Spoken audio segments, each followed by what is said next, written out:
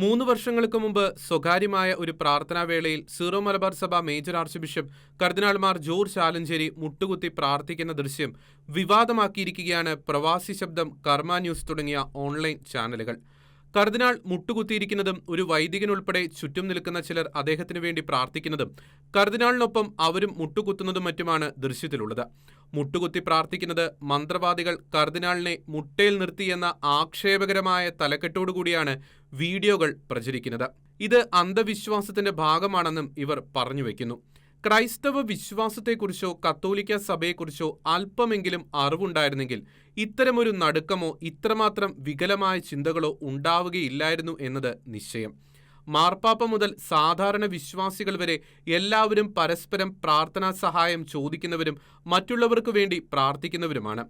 പരസ്പരം പ്രാർത്ഥിക്കുന്ന പതിവ് ക്രിസ്തുവിൽ നിന്നും ശിഷ്യന്മാരിൽ നിന്നും ആരംഭിച്ചതും കത്തോലിക്ക സഭയിൽ എക്കാലവും തുടർന്നു പോകുന്നതുമാണ്.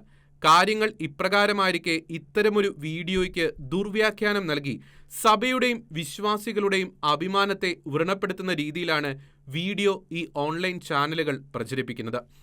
വർഷങ്ങൾക്ക് മുമ്പ് സംഭവിച്ച ഒരു കാര്യത്തെ വ്യാജ പ്രചരണം മാത്രം ലക്ഷ്യമാക്കി വാസ്തവവിരുദ്ധമായ പലതും കൂട്ടിച്ചേർത്ത് അവതരിപ്പിച്ചിരിക്കുന്നതിന് പിന്നിൽ നിഗൂഢ ലക്ഷ്യങ്ങളുണ്ടോ എന്ന് സംശയിക്കേണ്ടിയിരിക്കുന്നു.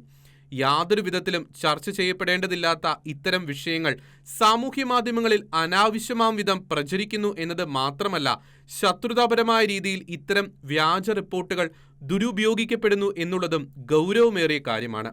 വ്യക്തിഹത്യയ്ക്ക് ഇതുപോലുള്ള വീഡിയോകൾ ഉപയോഗിക്കുന്ന പ്രവണത അപലപനീയമാണ്. ഇക്കാര്യങ്ങൾ ചൂണ്ടിക്കാട്ടി വിജിലന്റ് കാത്തലിക് ഫേസ്ബുക്ക് പേജ് രംഗത്തെത്തിയിട്ടുണ്ട്.